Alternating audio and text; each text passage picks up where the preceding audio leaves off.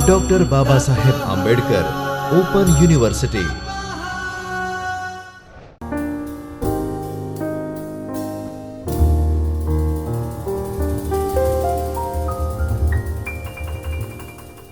सर्वेभ्यो नमो नमः।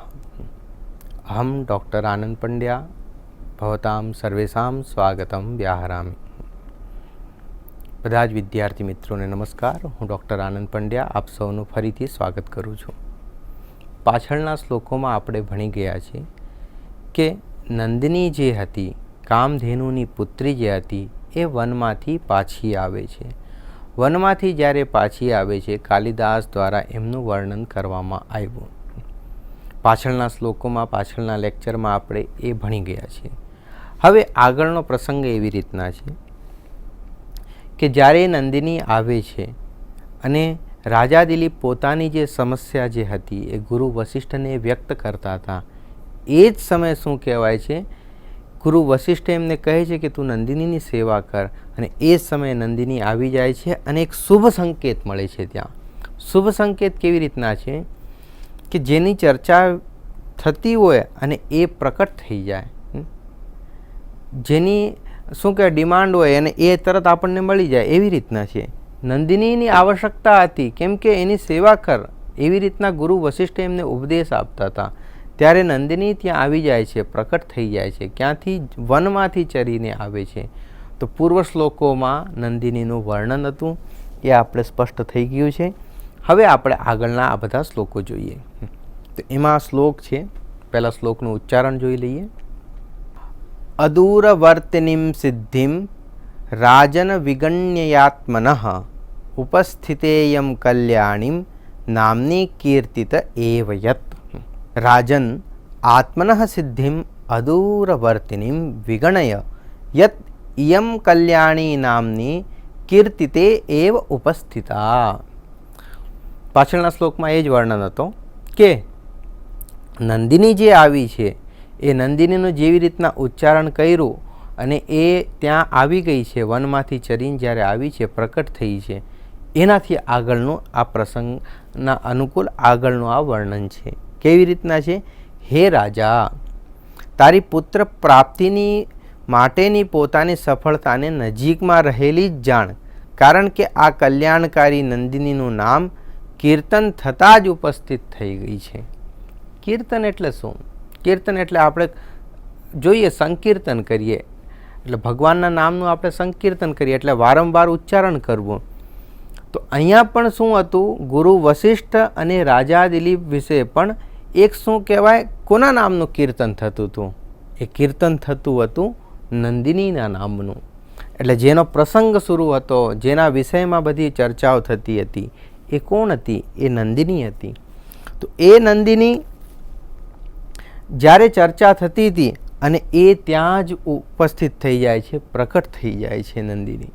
એટલે હવે એનો અર્થ શું નીકળે છે કે હે રાજન, હે રાજા દિલીપ, તારી જે સમસ્યાને લઈને તું અહીંયા આવ્યો છે, હવે એ તારી સમસ્યાને તું, એની સફળતા જે છે, એનું સમાધાન જે છે, હવે તું એને નજીકમાં જ જાણ।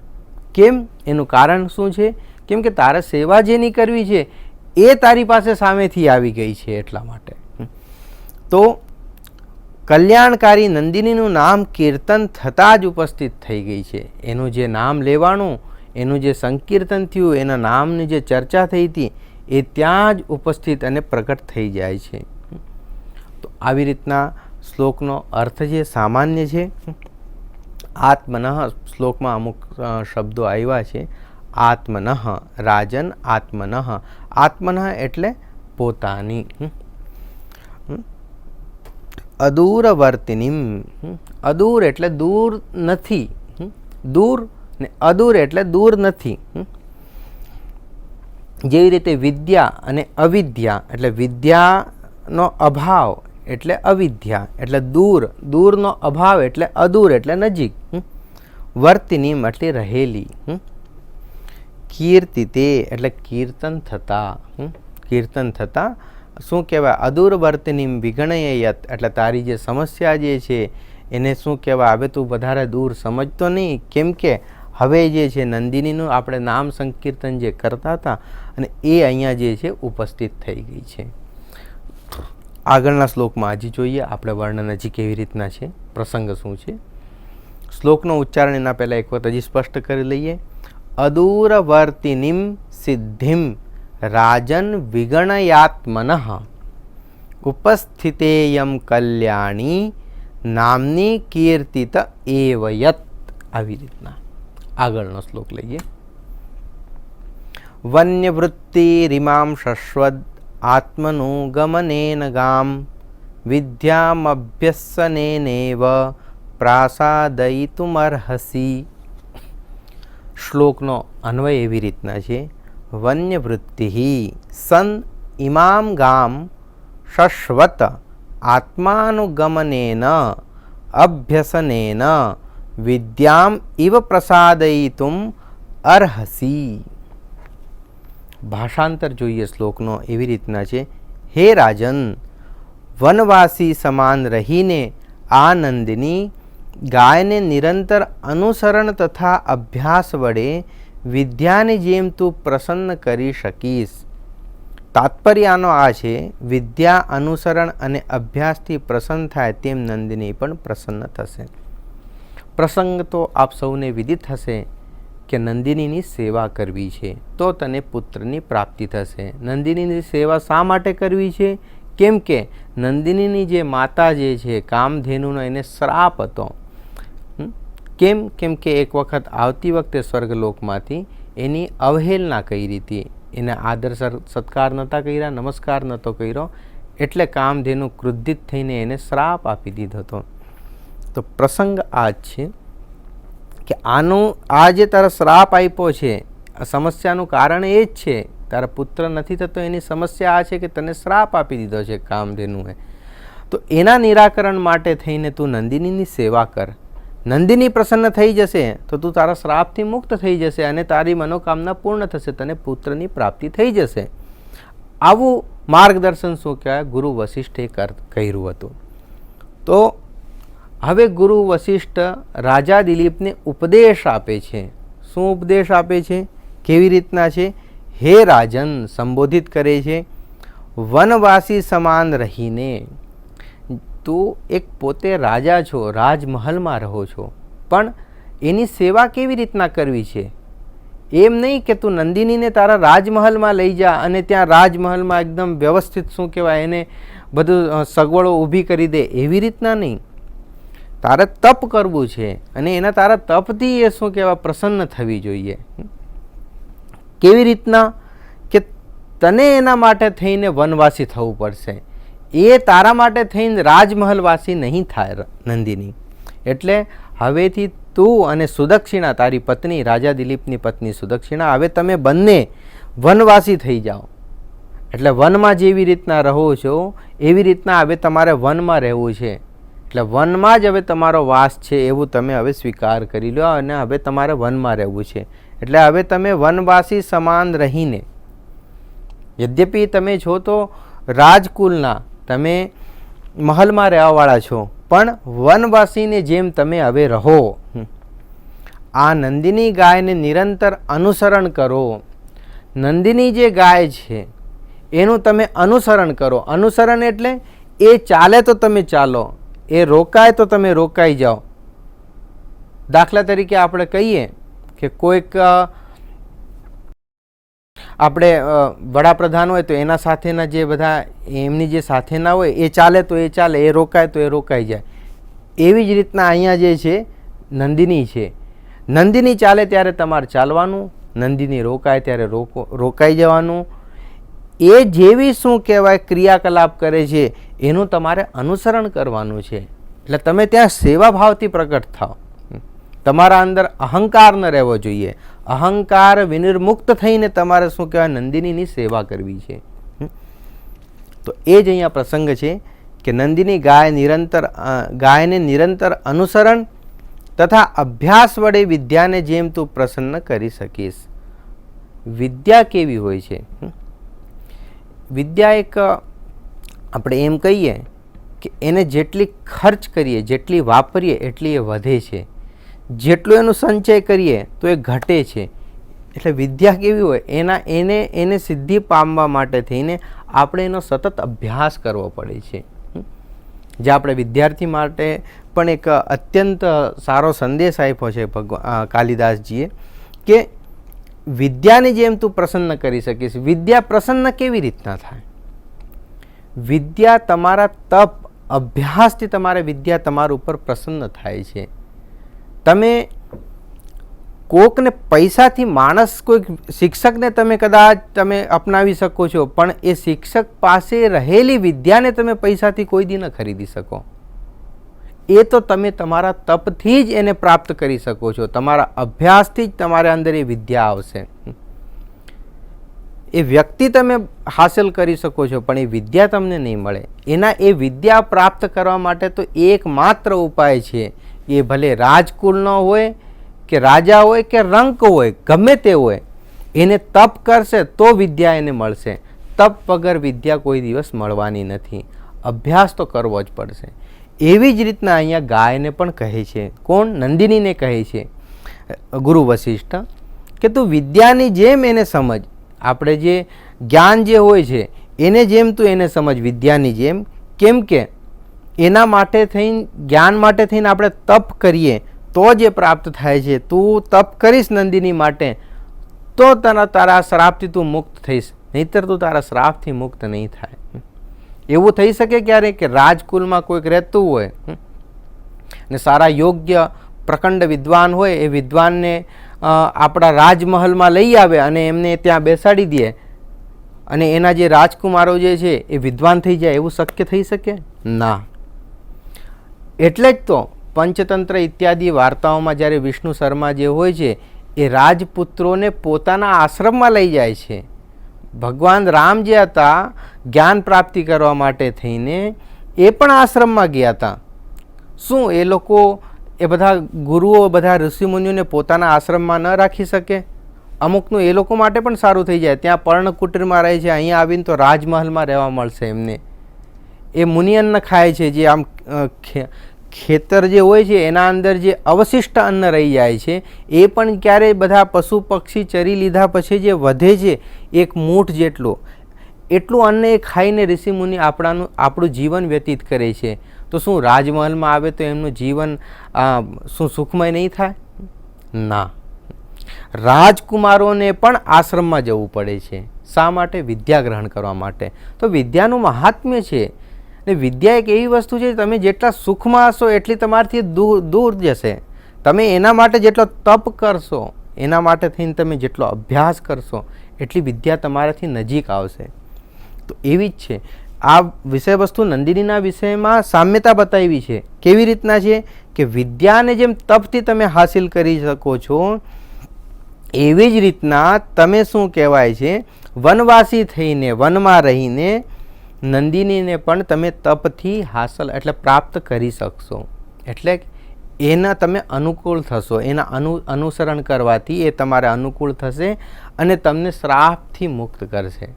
એવું કોણ કહે છે? ગુરુ વશિષ્ઠ રાજા દિલીપને કહે છે. વિદ્યા અનુસરણ અને અભ્યાસથી પ્રસન્ન થાય તેમજ નંદિની પણ પ્રસન્ન થશે. વિદ્યા પણ કેવી છે?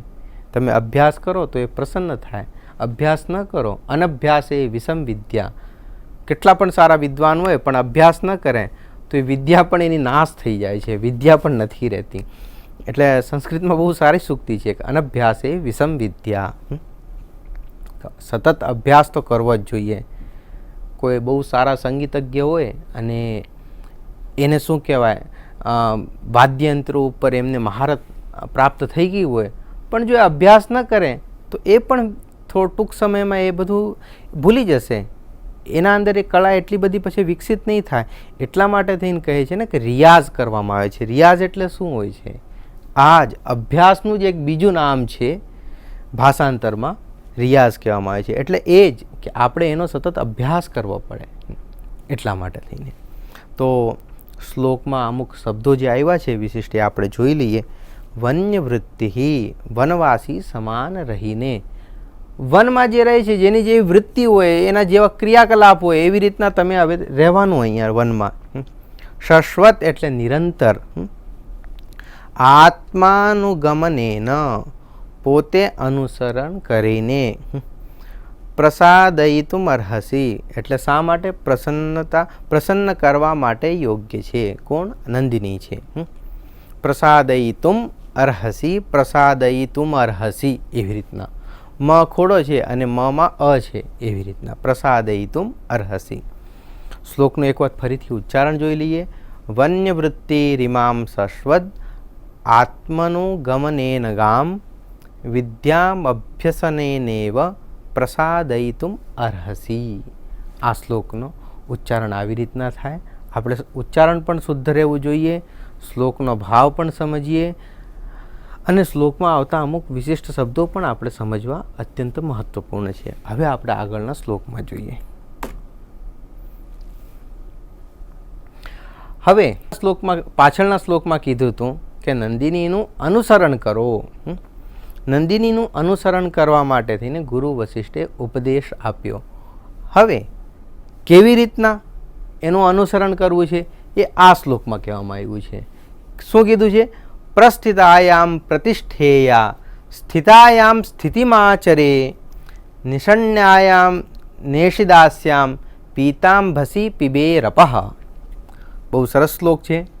અન્વય એક વખત આપણે સ્પષ્ટ કરી લઈએ.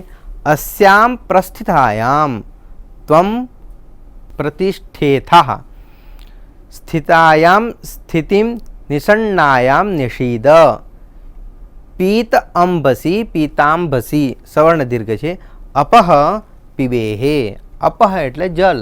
જલને આપણે અપ કહીએ છીએ. ભાષાંતરણ જોઈ લઈએ એટલે સ્પષ્ટ થઈ જાય. હે રાજન, નંદિની જ્યારે ચાલે ત્યારે તારે ચાલવાનું, ઊભી રહી જાય તો તારે ઊભું રહી જવાનું, અને જ્યારે એ બેસે તો જ ત્યારે બેસવાનું, અને તેને જલપાન કરી લે ત્યારે તું જલપાન કરજે. અનુસરણ કરવું છે, સેવાભાવી થઈને કરવું છે. એવું હોય આપણે વાસ્તવિકમાં જે સેવક હોય એ રાજા ભેગો જ્યારે ચાલતો હોય એટલે રાજા ઊભો હોય ને એ બેસી જાય એવું થાય? એવું ન થાય. રાજા બેસે તો એ બેસી શકે, રાજા ઊભો હોય તો એ બેસી શકે એવી રીતના શક્ય નથી. તો તારે સેવાભાવથી ત્યાં થવું છે. ગુરુ હોય, ગુરુ અને શિષ્ય ક્યાં જતા હોય અને ગુરુ ચાલતા હોય અને તો શિષ્ય પણ ચાલે. ગુરુ ઊભા રહી જાય, શિષ્ય આગળ નીકળી જાય તો આ પણ ખોટું કહેવાય કરીને. લોક મર્યાદામાં ઉચિત નથી. ગુરુનું જ્યારે શિષ્ય શું કરે છે? અનુકરણ કરે છે. ગુરુ ચાલે ત્યારે ગુરુના પાછળ ચાલે છે શિષ્યો. એમ નહીં કે ગુરુના આગળ આગળ જ બધાએ દોડવા માંડે, એવું પણ નથી. તો અનુકરણ કરવું છે. એની જેમ આપણે શું કહેવાય, જેવી રીતના ક્રિયા કરે છે એવી રીતના તમારે ક્રિયાન્વિત થવું છે. તો નંદિની જ્યારે ચાલે છે ત્યારે તું ચાલજે, જ્યારે એ ઊભી રહી જાય ત્યારે તું ઊભો પણ રહી જાજે, અને જ્યારે એ બેસે, જ્યારે નંદિની બેસે ત્યારે તું બેસજે, અને જ્યારે એ જલપાન કરે, જલપાન એટલે પાણી પીએ, ત્યારે તું શું કહેવાય? જલપાન કરજે. એમ નહીં કે આપણે ગુરુને પહેલાં જળ આપીએ એના પહેલાં જ આપણે પી જઈએ પાણીને, પછી પાછળથી આપણે એમને આપીએ, એ ખરેખર ખોટું કહેવાય. એટલે જે આપણાથી વયોવૃદ્ધ છે, જ્ઞાનમાં વૃદ્ધ છે, એમનો સદૈવ આપણે શું કહેવાય? આદર સત્કાર કરવાનો હોય છે. આ એક સંસ્કાર પણ આપણને શીખડાવે છે કે જ્યારે આપણે સેવાભાવી હોઈએ કોઈકના તો આપણે અનુસરણ કોઈનું કેવી રીતના કરવું. તો આપણા માટે આ બહુ મહત્ત્વપૂર્ણ શ્લોક પણ છે કરીને. આ રીતે નંદિનીની સેવા કરજે. એટલે સેવા કરજે પણ કેવી રીતના કરજે? આ શ્લોક પ્રમાણે સેવા કરજે. ને ક્યારેક એવું પણ થાય કે આવી રીતના કીધું એટલે એનાથી ઘણા બધા અર્થો નીકળી પણ જાય છે. કેવી રીતના? કે પ્રાય આવી રીતના જે બધા ક્રિયાકલાપો થતા હોય છે એટલે તારે આવી રીતના અનુસરણ કરવાનું. તો શું અનુસરણ આ 4 પ્રકારથી જ થતા હોય છે? ચાલે ત્યારે ચાલવાનું, ઊભી રહે ત્યારે ઊભું રહેવાનું, બેસે ત્યારે બેસવાનું, પાણી પીએ ત્યારે પાણી પીવાનું. આ 4 જ નથી, એના અતિરિક્ત પણ આવા હજી ઘણા બધા શું કહેવાય હશે ઉદાહરણો. એ તમારે શું કહેવાય? એનું અનુસરણ કરવાનું છે. એટલા માટે એક વાક્ય છે, કાકે ભ્યો દધિરક્ષતામ. કોઈક માતા હતી, હું અહીંયા દહીં રાખ્યું છે તો કાગડાથી આ દહીંની રક્ષા કરજે. તો જે સારો વિવેકી પુરુષ છે, વિવેકી જે બાળક છે, એ સમજી જાય છે કે માતાએ જે મને કીધું છે કે કાગડાથી મારા દહીંની રક્ષા કરવી છે, એટલે કે જે બીજા પણ પ્રાણીઓ છે, દાખલા તરીકે બિલાડી છે, કૂતરા છે, એ પણ આવે તો એનાથી પણ મારે એની રક્ષા કરવી છે, ફક્ત કાગડાથી નથી કરવી.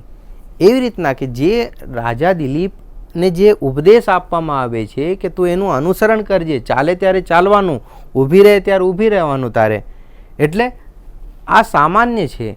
તારે આનાથી તારે વિવેક અનુસાર પછી આગળ જે પણ હોય એ તારા વિવેક અનુસાર તારે કરવું છે. તારી શ્રદ્ધા જો હશે તો સ્વયં તું શું કહેવાય એનું અનુકરણ કરવાનો જ રહેવાનો, કરશે જ. એવી રીતના અહીંયા બતાવવામાં આવ્યું છે. પ્રસ્થિતાયામ પ્રસ્થાન થવાથી, સ્થિતાયામ ઊભી રહે ત્યારે, નિષન્નાયામ બેસે ત્યારે, પીતાંભસી પીતમ અંભસી જળપાન કરી લે ત્યારે. તો આવી રીતના બધા શ્લોકોનો અર્થ થાય છે. શ્લોક પણ બહુ સરસ છે અને ઉચ્ચારણ પણ કદાચ હજી સ્પષ્ટ ન થતું હોય તો આપણે એક વાત હજી સ્પષ્ટ કરી લઈએ. પ્રસ્થિતાયામ પ્રતિષ્ઠેયાઃ સ્થિતાયામ સ્થિતિમાચરેઃ નિષન્નાયામ નેષિદાસ્યામ પીતાંભસી પિબેરપઃ. આવી રીતના આગળનો શ્લોક હજી જોઈએ આપણે.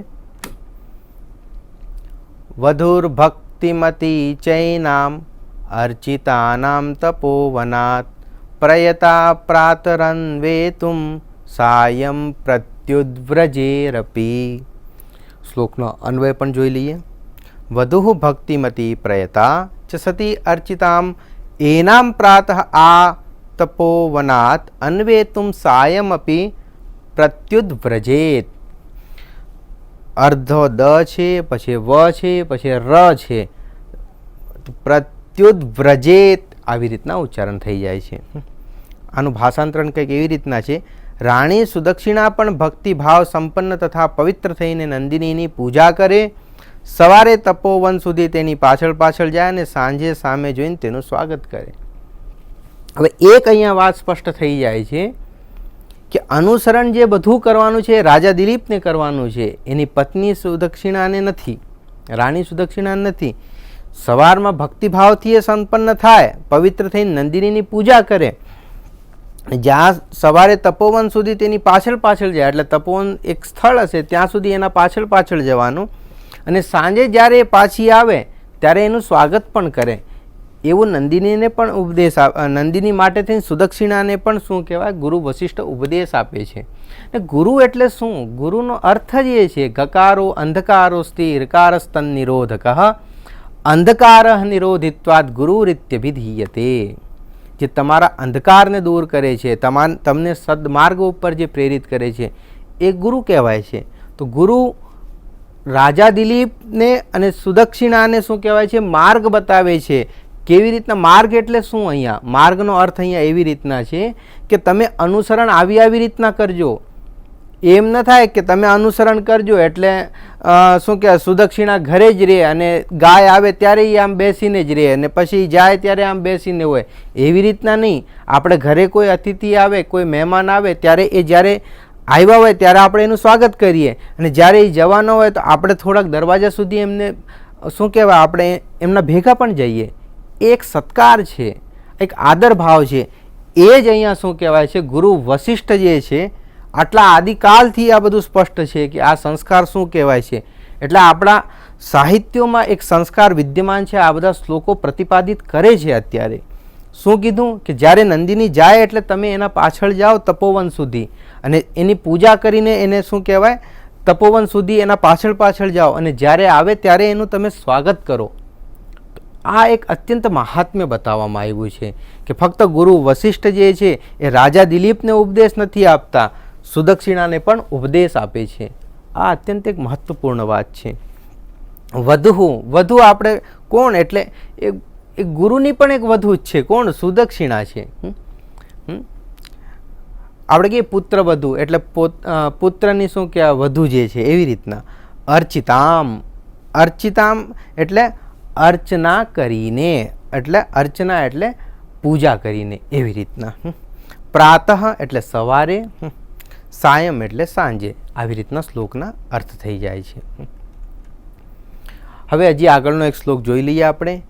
ઇત્યા પ્રસાદાત અસ્યાસ્ત્વમ. અહીંયા ત છે, તનો દ થઈ ગયો અને એમાં અ છે. ઇત્યા પ્રસાદાદસ્યાસ્ત્વમ. ઇત્યા પ્રસાદાત અસ્યાસ્ત્વમ પરિચર્યા પરો ભવ. અવિઘ્નમસ્તુ તે સ્થેયા પીતેવ ધુરીપુત્રીણામ.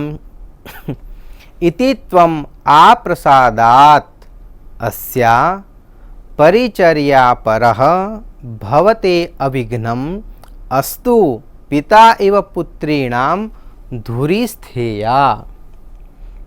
ભાષાંતર જોઈએ. આ પ્રમાણે સેવાના આદેશો આપીને વશિષ્ઠ મુનિ કહે છે. પૂર્વ પ્રસંગ સ્પષ્ટ કરીને હવે વશિષ્ઠ મુનિ કહે છે, આ પ્રમાણે તું પ્રસન્નતા સુધી નંદિનીની સેવામાં મગ્ન થાવ, તારા વિઘ્નો દૂર થાવ, તારા પિતાને જેમ તું પણ પુત્રવાળાઓમાં શ્રેષ્ઠ થાવ. આશીર્વાદ આપે છે કોણ? ગુરુ વશિષ્ઠ. અહીંયા કેવા આશીર્વાદ આપે છે કે તું શું કહેવાય પ્રસન્ન, તારા આ જે તપસ્યા જે છે એનાથી શું કહેવાય નંદિની પ્રસન્ન થાય એવી તું સેવામાં અહીંયા મગ્ન થઈ જાઓ કરીને. આદેશ પણ છે અને આશીર્વાદ પણ છે. કેવું આ કાલિદાસનો જે આ મહાત્મ્ય છે ને અહીંયા, કે એક આશીર્વાદ પણ આપે છે અને એક ઉપદેશ પણ છે એના અંદર. પ્રસન્નતા સુધી નંદિનીની સેવામાં મગ્ન થાઓ, તારા વિઘ્ન પણ દૂર થાવ, તારા વિઘ્નો પણ દૂર થઈ જાય, તારા પિતાને જેમ તું પણ પુત્રવાળાઓમાં શ્રેષ્ઠ થાવ. એટલે તું શ્રેષ્ઠ છો તો જ તારા પુત્રવાળાઓમાં શ્રેષ્ઠ કોણ છે? તારા પિતા. એટલે પિતાનું પણ એક પ્રકારથી ત્યાં શું થાય છે મહાત્મ્ય બતાવે છે કે એમના જેમ શું કહેવાય તું પણ શ્રેષ્ઠ થાવ. એટલે તારે પણ તારા જેમ શ્રેષ્ઠ પુત્રને, તું જેમ તારા પિતાનો શ્રેષ્ઠ પુત્ર છે એમ જ તને પણ સારા શ્રેષ્ઠ પુત્રો તને પ્રાપ્ત થાય. એવા આશીર્વાદ ગુરુ વશિષ્ઠ આપે છે. ઉદાહરણ આપે છે એના પિતાનું, એ આશીર્વાદ રૂપમાં ઇંગિત કરે છે એના પુત્રને જે દિલીપને થશે એના વિષયમાં. તો આ પ્રસાદાત પ્રસન્ન થાય ત્યાં સુધી પરિચર્યા પરઃ સેવામાં મગ્ન અવિઘ્નમ એટલે નિર્વિઘ્ન. તથીતિ પ્રતિજગ્રાહ પ્રીતિમાન સપરિગ્રહ આદેશ દેશકાલજ્ઞ શિષ્ય શાસીતુરાનતઃ. દેશકાલજ્ઞ પ્રીતિમાન શિષ્ય સપરિગ્રહ આનતઃ સન શાસિતુમ આદેશમ તથા ઇતિ પ્રતિજગ્રાહ. એવી રીતના છે. સ્થાન અને સમયનો જાણકાર પ્રસન્ન થયેલા શિષ્ય દિલીપને પત્ની સાથે નમ્ર થઈને વશિષ્ઠ મુનિના આદેશને તે પ્રમાણે થશે એવું કહીને સ્વીકાર કર્યો. ગુરુએ જે આશીર્વાદ આપ્યા છે એ આશીર્વાદને સ્વીકાર કરે છે. અને શ્લોકોમાં અમુક શબ્દો જે આવે છે આપણે જોઈ લઈએ. તથા ઇતિ તે પ્રમાણે થશે. દેશકાલજ્ઞ સ્થાન અને સમયનો જાણકાર, પ્રીતિમાન એટલે પ્રસન્ન થયેલ, આદેશમ એટલે આદેશને. આવી રીતના આ શ્લોકનો અર્થ થાય છે. ફરીથી એકવાર શ્લોકનો આપણે ઉચ્ચારણ જોઈ લઈએ. તથીતિ, તથા ઇતિ તથીતિ, પ્રતિજગ્રાહ પ્રીતિમાન સપરિગ્રહ આદેશ દેશકાલજ્ઞ શિષ્ય શાસિતુરાનતઃ. આવી રીતના શ્લોકનો ઉચ્ચારણ છે. તો વિદ્યાર્થી મિત્રો, આજનો આપણે સમય મર્યાદાને લીધે પાઠ અહીંયા સુધી રાખીએ.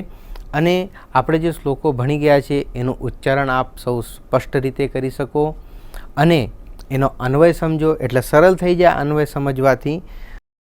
એનું ભાષાંતરણ સમજો. શ્લોકમાં અમુક ક્લિષ્ટ શબ્દો જે આવે છે એ શબ્દાર્થ સમજો.